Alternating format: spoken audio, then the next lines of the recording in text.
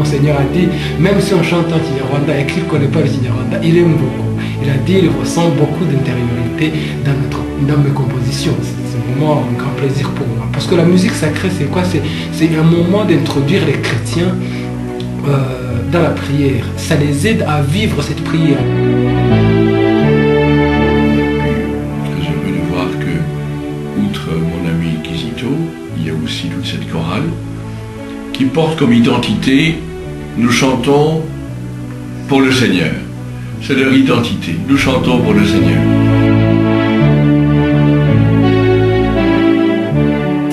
cyane tukaba tugishimira umuhanzi wacu, umuhanzi uririmba indirimbo z'Imana Kizito Mihigo, akaba yaragize icyo gitekerezo nk'uko asanzwe abikora buri mwaka, akadushyira hamwe, akaduhuza mu bintu natwe twumva byari bidufitiye akamaro, ariko noneho akagira atya akategura igikorwa gihuza abanyarwanda bose b'ingeri zose, urubyiruko, abasaza, abakecuru, abana, twese tugashyira hamwe tugatangira umwaka mwiza. Donc je souhaite que ça continue, puisque ça va au-delà de ce que certains Rwandais croient.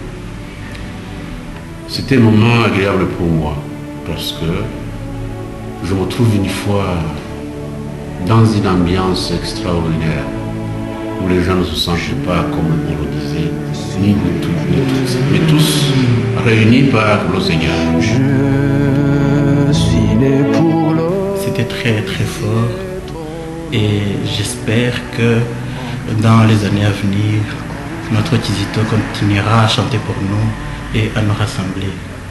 Voilà, merci. C'est quand même essentiel de remercier le Seigneur pour tout ce qu'il a fait pour nous pendant toute l'année qui est passée, et prendre un petit recul, voir tout ce qui nous est arrivé de bien et tout ce qui n'a pas marché pour essayer de changer. Je suis fait. Je nous souhaite qu'une chose, c'est que nous puissions aller de l'avant dans le sens de nous retrouver, de sentir que d'où que nous venions, qui que nous soyons, nous sommes appelés à vivre ensemble, dans l'unité et l'entente. En toute société. Je crois que c'est un message dont nous avons besoin tous pour croître et grandir dans la paix dont notre pays, nos cœurs ont besoin. Je suis né pour t'adorer, mon Dieu, obéir à ta voix. Je suis fait pour toi. Je suis né pour te louer. Je suis né pour glorifier ton nom. En toutes circonstances, apprendre à te dire merci. Je suis né pour t'aimer. Je suis né pour t'adorer, mon Dieu, obéir à ta voix. Je suis fait pour toi.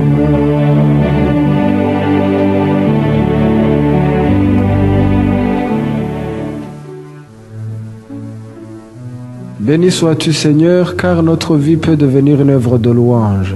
Béni sois-tu, notre Père, par la main de ton Fils, tu as guéri le lépreux et tu as aboli le temps de l'exclusion.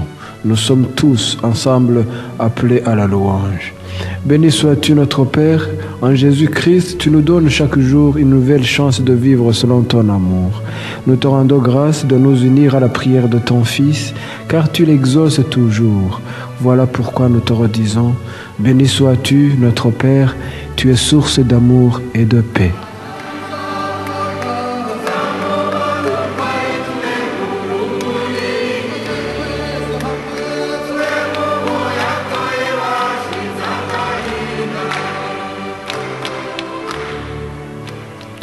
Le rôle de la musique sacrée est indispensable dans l'Église.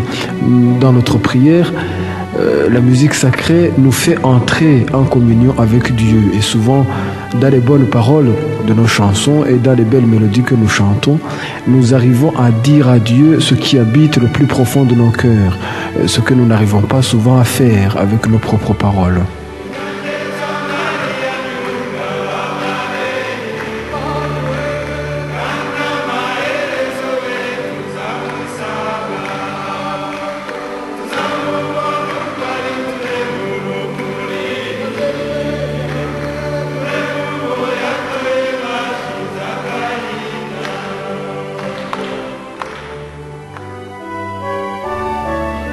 Pendant la messe, après la première lecture par exemple, nous avons tous besoin d'une chanson qui nous aide à méditer sur cette parole.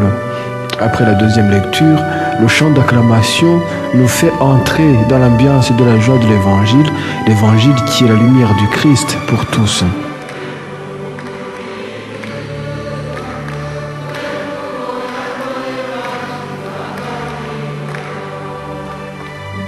Même si je ne connais pas la langue, je suis très touché par les mélodies. Et les mélodies, aussi bien de l'ordinaire de la messe que les autres chants, ce sont des mélodies très particulières et où s'exprime une certaine nostalgie, une certaine intériorité.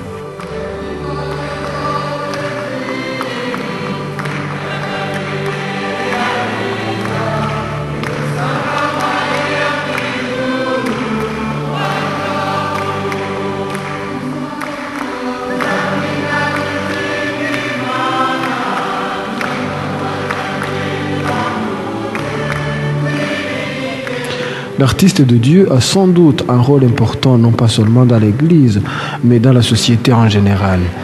Prenons par exemple notre pays, le Rwanda. Plus de 90% des Rwandais sont chrétiens. Nous savons tous ce qui s'est passé dans notre pays il y a maintenant 14 ans.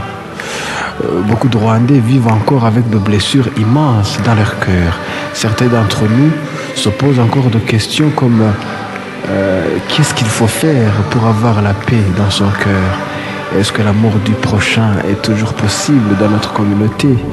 Est-il possible de pardonner après une telle méchanceté? Pardonner dans cette souffrance? Serait-il possible de se réconcilier et de vivre ensemble en paix? Est-ce que l'Église et ses responsables dans le monde méritent toujours notre confiance? Est-ce qu'on peut toujours croire en Dieu? Où était ce Dieu pendant que ses enfants vivaient de telles souffrances?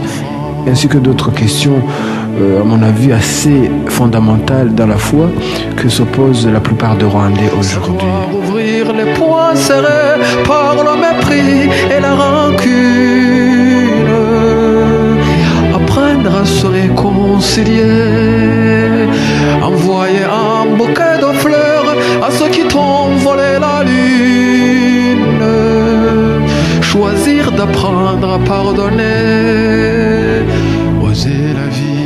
Moi, je pense que l'artiste de Dieu a tout à fait sa place dans cette société. Par la parole et la musique de Dieu qu'il chante, il a une mission de consoler toutes ces âmes qui souffrent. Avec sa voix et son instrument, il a une mission divine dans cette société, celle d'ouvrir le cœur de chacun afin que le Seigneur lui-même puisse y entrer et y faire un travail de reconstruction d'amour, d'espérance et de paix.